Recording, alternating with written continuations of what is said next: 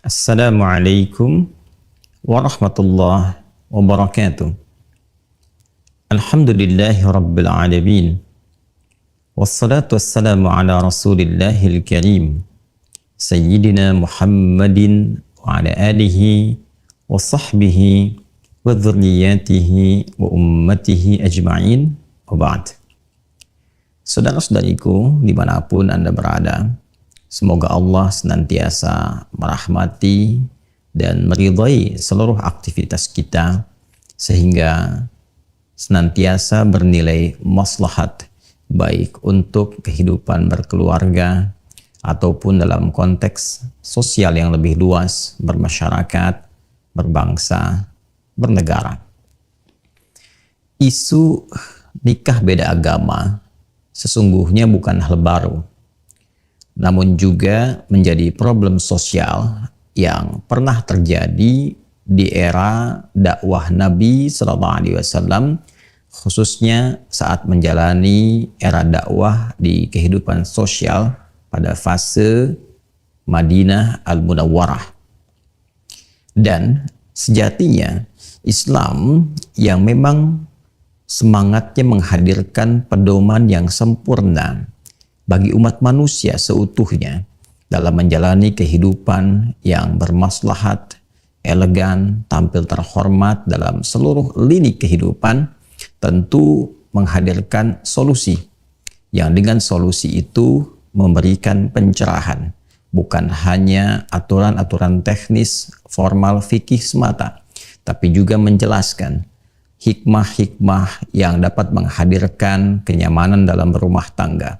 Bagaimana tujuan berumah tangga itu tercapai, dari mulai ketenangan, kedamaian yang disebut dengan sakinah itu, rasa cinta, perhatian yang dalam yang disebut dengan rahmat itu, dan juga rasa kasih yang dihasilkan dari pemberian-pemberian materi, pergaulan fisikal yang disebut dengan mawaddah itu. Sakinah, mawaddah, dan rahmah itu yang seringkali kita namakan dengan samara. Karena itu terkait dengan isu nikah beda agama, Al-Quran memberikan tuntunan secara detail yang dijelaskan oleh Nabi SAW secara paripurna dan menjadi pedoman bagi setiap muslim baik di masa era kenabian dengan masyarakat Islam yang ada pada saat itu ataupun juga generasi yang berganti di setiap zaman pun kini ataupun juga yang akan datang. Beda agama artinya beda keyakinan. Saya, Anda, kita, Muslim misalnya, tentu memeluk Islam. Maka bagi kita yang Islam, bagi kita Muslim, jika dikatakan berbeda agamanya, artinya berbeda keyakinan. Non-Muslim, ada Islam, agama dalam bahasa Arab, bahkan diksi Al-Quran disebut dengan ad-din, yang kita yakini inna dina indallahil Islam. Agama yang diridhai, din yang dibenarkan oleh Allah menurut kita adalah Islam. Itu yang kita yakini tanpa ragu. Yakin tanpa ragu disebut dengan iman. Kata kerjanya amana, jamaknya amanu, orangnya disebut mukmin, insan beriman. Agama yang dipeluknya Islam. Berbeda dengan Islam artinya tidak sama dengan Islam. Beda agamanya, beda keyakinannya. Maka selain Islam kita katakan non-Muslim, non-mukmin. Dalam diksi Al-Quran, orang-orang yang belum Islam, belum beriman, maka dihadirkan lawan kata dari iman, yaitu kufur. Jika kata kerja iman amanah, maka kata kerja kufur itu kafara. Jika orang yang beriman itu mukmin, maka orang yang belum yakin, yang menutup diri sehingga keyakinan belum sampai kepada hatinya, bahasa lembutnya itu bernama kafir. Jadi ada mukmin, ada kafir, ada muslim, ada kafir. Dan ini bahasa standar yang orang-orang jahiliyah pun, bahkan yang ingkar pun, bahkan yang menjadi lawan langsung dari Nabi SAW memahami bahasa ini dengan pemahaman biasa, bahkan menyadari sepenuhnya dan menerima karena memang dihadirkan dengan diksi yang sangat lembut, diksi yang sangat mencerahkan dalam arti memahamkan. Jika memang ada yang beriman, mereka menerima risalah Islam, yang belum menerima menutup diri, memang bahasa Arabnya disebut dengan kafir. Jadi ada mukmin, ada kafir. Nah, yang kafir ini, yang belum beriman ini, yang belum berislam, oleh Al-Quran itu dibagi dua bagian. Ada yang termasuk dari bagian ahli kitab. Ada pula yang bukan termasuk dari bagian ahli kitab. Musyrik secara umum. Jadi kafir itu ada golongan ahli kitab, ada golongan musyrik. Musyrik dalam arti menjadikan Tuhan-Tuhan selain Allah Subhanahu wa ta'ala. Menuhankan selain Allah Subhanahu wa ta'ala. Baik bersamaan, ada yang mengatakan Tuhannya adalah Allah, tapi meyakini ada Tuhan lain selain Allah. Atau yang menepikan Allah, meyakini Tuhan selain Allah. Itu musyrik secara umum. Sedangkan ahli kitab adalah umat yang secara genealogi tersambung kepada golongan Bani Israel. Hamba-hamba yang tersambung kepada umat-umat nabi-nabi yang seluruh nasabnya tersambung kepada Nabi Ibrahim alaihissalam dari jalurnya Ishak alaihissalam ke Nabi Yakub, Nabi Yusuf, terus selanjutnya sampai ke Musa alaihissalam, kemudian juga ada Daud, ada Sulaiman, sampai nanti ke Nabi Isa alaihissalam. Umumnya dari jalur ahli kitab ini nanti melahirkan Yahudi dan Nasrani. Disebut dengan ahli kitab karena memiliki sifat. Sifatnya adalah mereka pernah mendapati kitab yang dituntunkan kepada nabi-nabi mereka, seperti Taurat kepada umatnya Nabi Musa alaihissalam, Injil kepada umatnya Nabi Isa alaihissalam. Di dalamnya ada informasi tentang kenabian Rasulullah sallallahu alaihi wasallam. Mereka percaya sepenuhnya, mereka yakin sepenuhnya bahwa akan ada nabi penutup, ya, nabi yang diutus sebagai penutup para nabi yang sangat mulia, yang sangat istimewa, yang bahkan sudah viral di kitab mereka. Dan ini dilestarikan informasinya di dalam Al-Quran. Baik itu harapan mereka sebelum nabinya hadir.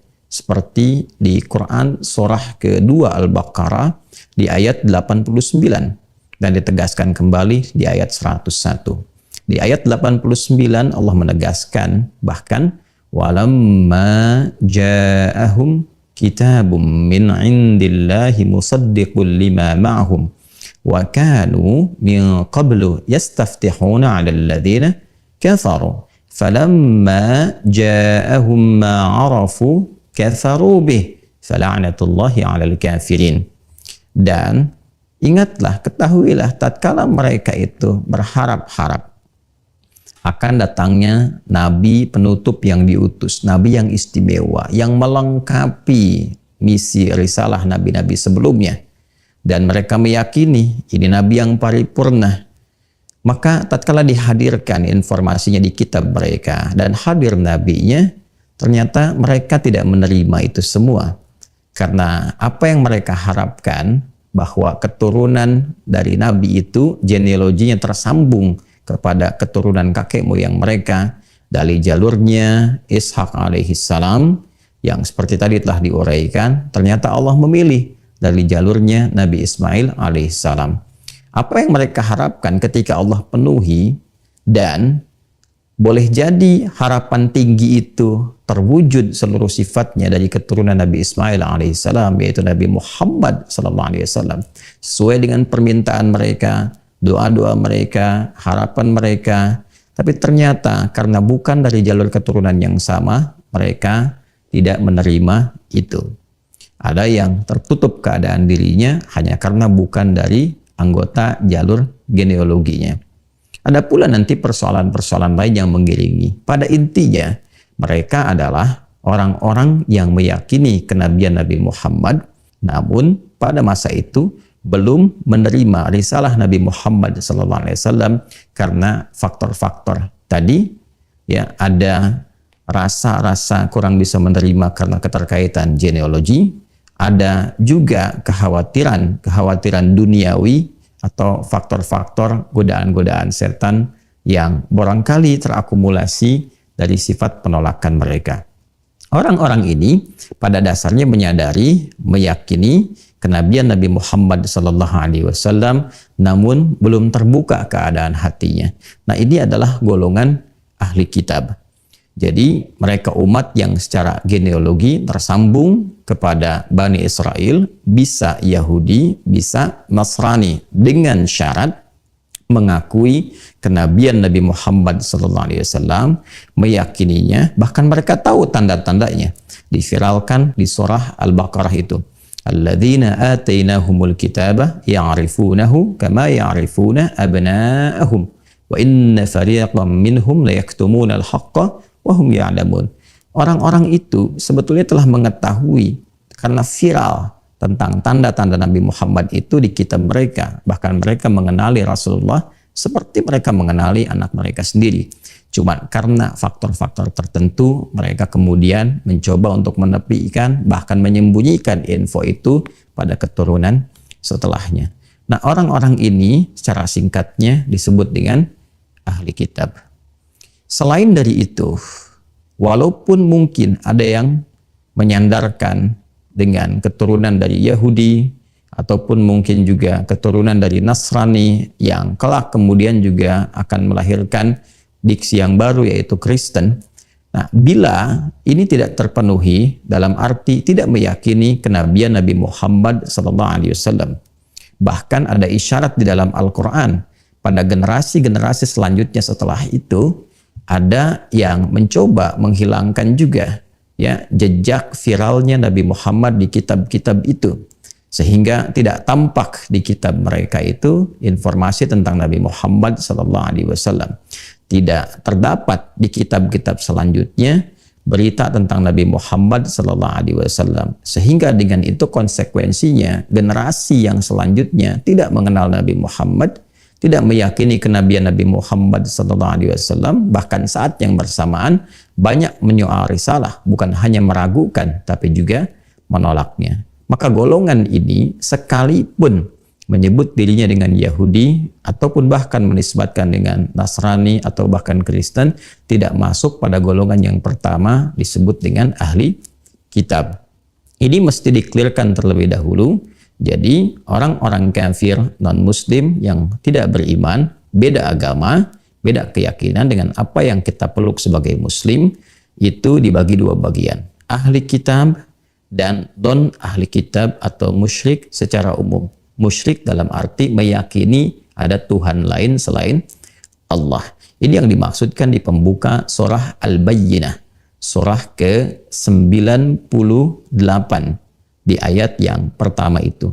Lam yakunil ladzina kafaru min ahlil kitabi wal musyrikina munfakkina hatta ta'tiyahumul bayyinah. Ya, dan tidak akan pernah terjadi bagi orang-orang kafir itu. Orang-orang kafir itu dibagi dua di ayat ini. Ada golongan ahli kitab, termasuk juga golongan musyrik, seperti yang telah tadi saya sampaikan. Jadi saya ingin tegaskan bahwa ayat ini memberikan kesan bahwa orang-orang non-muslim ada dua golongan, ahli kitab dan orang-orang yang musyrik secara umum. Pada umumnya, kata Al-Quran, keduanya punya karakteristik yang serupa. Sebelum datang bukti yang otentik, sulit bagi mereka untuk menerima risalah kenabian Muhammad Sallallahu Alaihi Wasallam. Hanya secara sifat, karakter, genealogi, keduanya berbeda. Apa kaitan dengan nikah beda agama? Di era kenabian Nabi Muhammad Sallallahu Alaihi Wasallam sudah jelas ada tuntunan dan diberikan pencerahan secara psikologis, ya, secara juga pendekatan sosial. Tentu orang-orang yang meyakini, orang-orang yang mengakui hanya karena faktor tertentu belum bisa menerima, itu lebih dekat dan lebih mudah untuk dicerahkan. Jika memang bukti-bukti yang tampak itu bisa hadir dalam jiwanya, diyakini, diketahui, dan mengalahkan keangkuhan-keangkuhan yang mungkin hadir karena faktor-faktor tertentu lainnya, mungkin karena perasaan dan sebagainya, itu lebih mudah untuk dijelaskan dibandingkan dengan orang yang menolak sama sekali, tidak mau tahu dan membutuhkan penguat-penguat lain, hal-hal yang bukan hanya informatif tapi yang bersifat meyakinkan dan mengalahkan logika-logika yang mungkin telah terbangun serta terakumulasi jauh sebelumnya. Maka dari itu, Al-Quran memberikan sifat bijak. Yang pertama, bagi golongan ahli kitab, Allah Subhanahu wa Ta'ala menurunkan firman-Nya. Terdapat nanti di surah yang kelima, surah Al-Ma'idah, di ayat yang kelima. Surah yang kelima, di ayat yang kelima. Di antara rangkaian ayat ini, Allah memberikan satu ketentuan khusus bagi kalangan ahli kitab. Wal muhsanatu minalladzina utul kitaba min qablikum. Dan khusus bagi golongan perempuan ahli kitab. Wal muhsanatu minalladzina utul kitaba min qablikum. Khusus untuk perempuan yang ahli kitab dari genealogi yang tersambung sebelum kalian itu. Jadi di sini dari golongan non-muslim yang kafir, dari ahli kitab, tapi yang perempuannya. Bagi laki-laki muslim yang ingin memang merajut tali pernikahan kekeluargaan dengan tujuan menjaga diri, menghindarkan dari perbuatan zina, hal yang tidak baik. Bukan untuk menyalurkan orientasi seksual tanpa aturan atau memelihara perempuan dengan perlakuan yang tidak layak, tidak benar. Kata Al-Quran, khusus bagi pria-pria muslim yang memang serius berumah tangga untuk mewujudkan hikmah-hikmah kehidupan berumah tangga, sakinah, mawaddah, rahmah, memberikan bimbingan yang benar, boleh pria muslim itu menikahi perempuan dari kalangan ahli kitab. Ingat ya, ingat baik-baik bahwa redaksinya pria muslim dengan perempuan ahli kitab. Tidak sebaliknya. Jadi yang dibenarkan adalah jika ada prianya, laki-lakinya muslim, perempuannya ahli kitab. Jadi bukan perempuannya muslimah, laki-lakinya ahli kitab, bukan. Jadi laki-lakinya muslim, perempuannya ahli kitab. Dan yang dimaksud ahli kitab yang saya jelaskan tadi, meyakini, mengakui kebenaran risalah Nabi Muhammad SAW, namun belum beriman, ya, belum masuk Islam, belum bersyahadat karena faktor-faktor tertentu. Tapi ada pengakuan dalam dirinya, ada kebenaran yang dia akui, dia tahu tentang itu, ya, maka dengan keadaan dirinya sebagai perempuan dan hikmahnya dalam kehidupan rumah tangga, laki-laki diposisikan sebagai pemimpin yang mengatur, membimbing, mengayomi, menyayangi, sehingga dalam posisi itu bisa membina rumah tangga dengan baik, membimbing istrinya, mengarahkan, memberikan pencerahan, sehingga diharapkan dengan itu pertama dapat menerima risalah Islam dengan baik. Itu satu.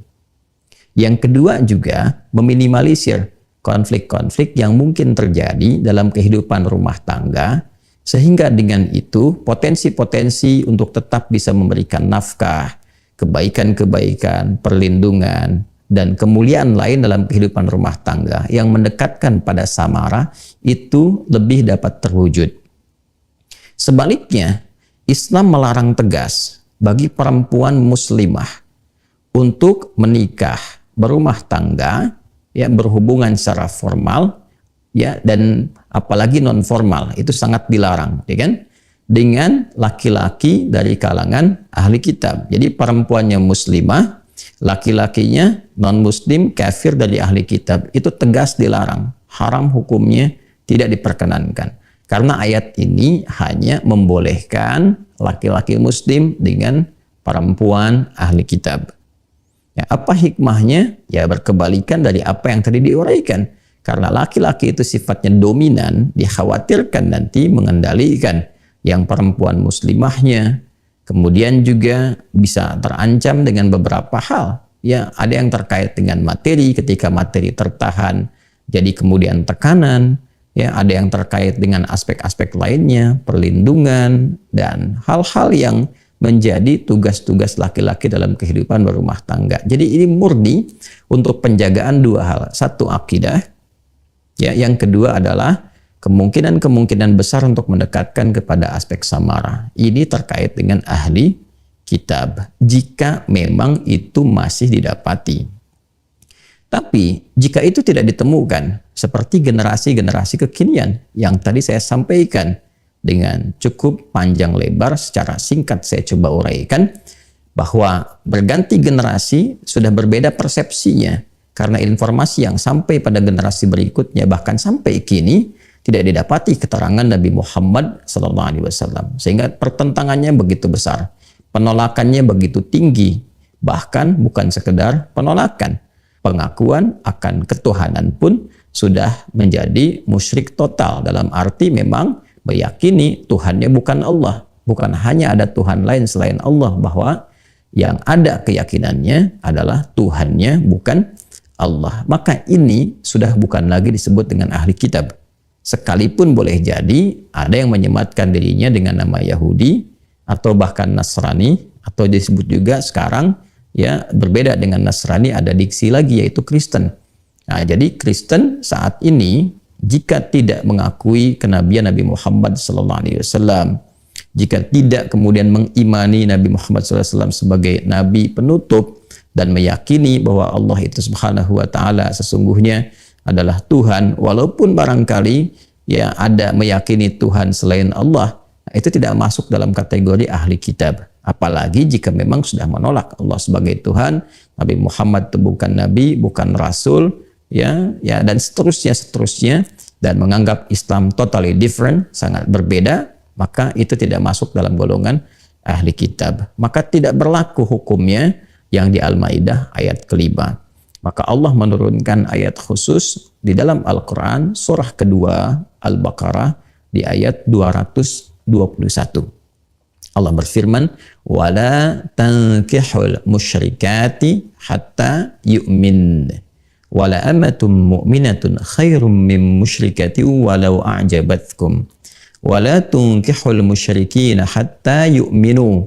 Wala 'abdun mu'minun khairum min musyriki walau a'jabakum. Ulaika yad'una ilan nari wallahu yad'u ilal jannati wal maghfirati bi'idhnih."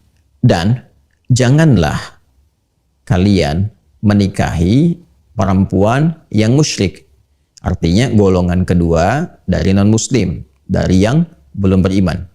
Sampai perempuan-perempuan itu beriman.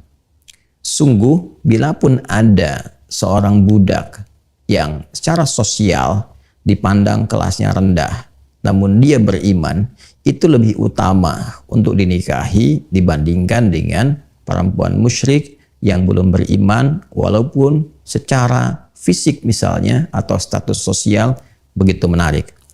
Pun demikian, jangan nikahkan anak perempuan kalian kepada laki-laki yang musyrik, golongan kedua dari non-muslim yang belum beriman dan tidak mengakui ketuhanan Allah Subhanahu wa taala, juga ke Rasulullah Nabi Muhammad sallallahu alaihi wasallam, sampai para lelaki itu mau beriman. Lelaki yang secara status sosial dipandang rendah, tapi dia beriman, berperilaku yang baik, itu lebih utama untuk dinikahkan anak perempuan kalian dengan mereka dibandingkan dengan laki-laki musyrik dengan sifat-sifat yang tadi disebutkan.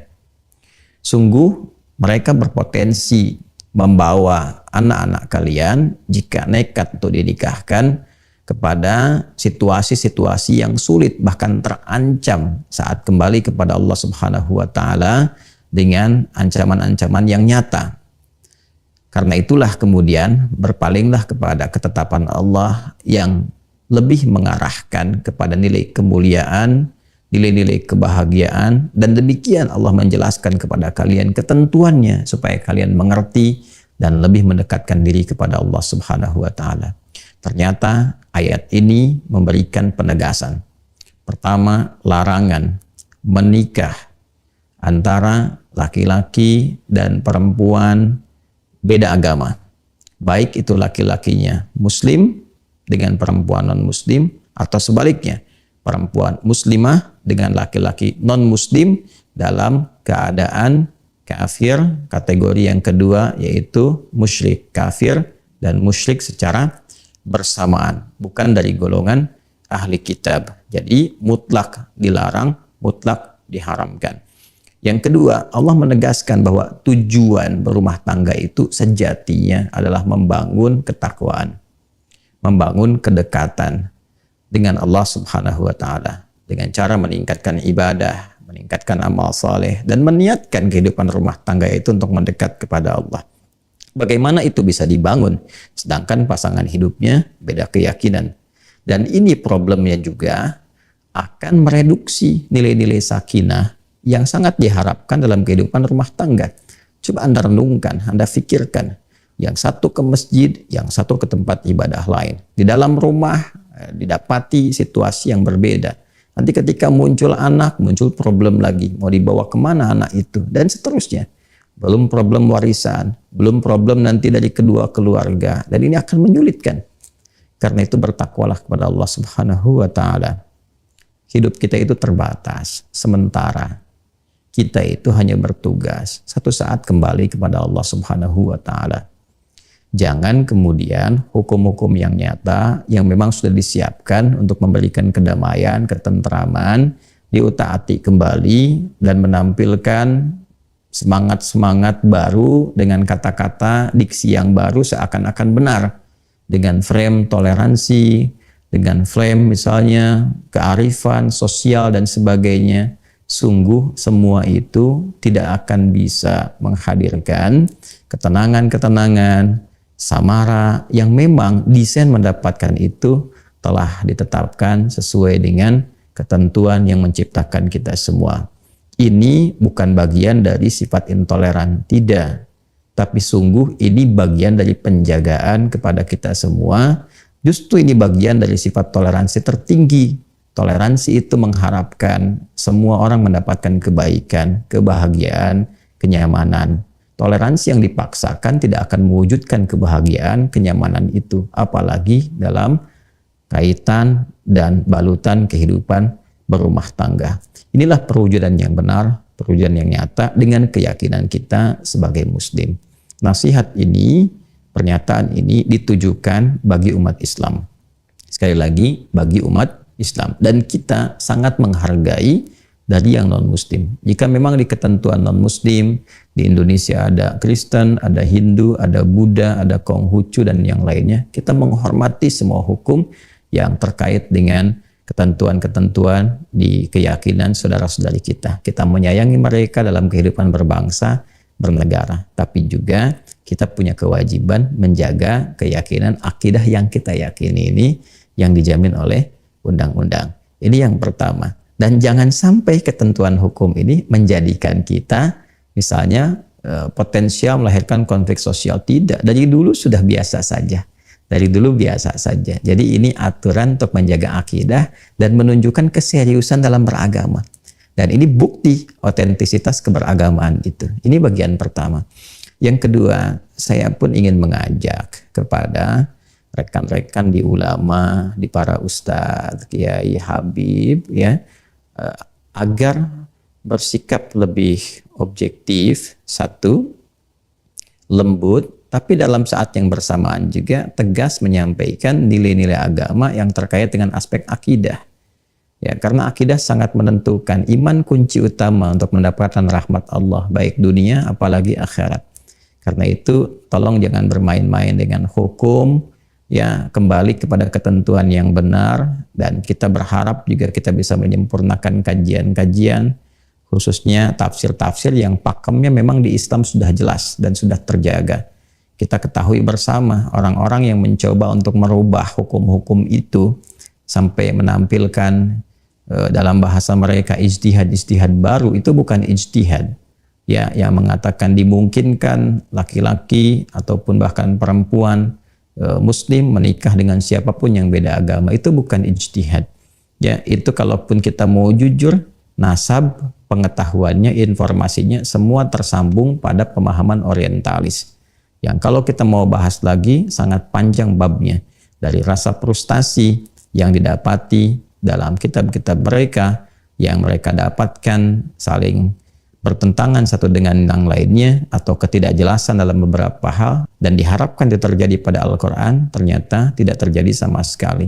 Atau kita lihat para cendekiawan atau yang melabeli dirinya dengan ustadz atau nama-nama lainnya yang justru bertentangan pemikirannya dengan pakem yang telah ada, nasab informasinya tersambung ke para orientalis yang dimaksudkan. Dan kita memahami itu semua.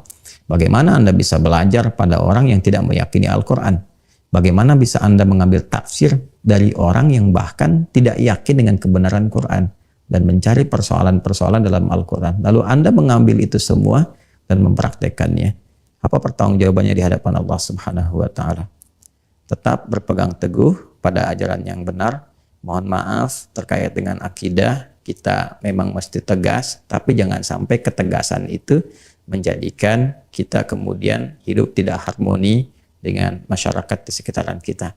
Tetap saling membangun, mencintai, dan memakmurkan negeri yang kita pijak itu bersama-sama, berbineka, tunggal ika, tapi dalam saat yang bersamaan juga mengamalkan apa yang negara jamin untuk memeluk agamanya masing-masing dan beribadah menurut agama dan kepercayaannya itu. Semua adalah pilihan. Anda dapat memilih seperti apa yang Anda inginkan, tapi juga kita tidak bisa menolak realita untuk bisa meninggalkan dunia ini dan kembali mempertanggungjawabkan apa yang kita perbuat di hadapan Allah Subhanahu wa Ta'ala. Adi Hidayat, Assalamualaikum warahmatullahi wabarakatuh.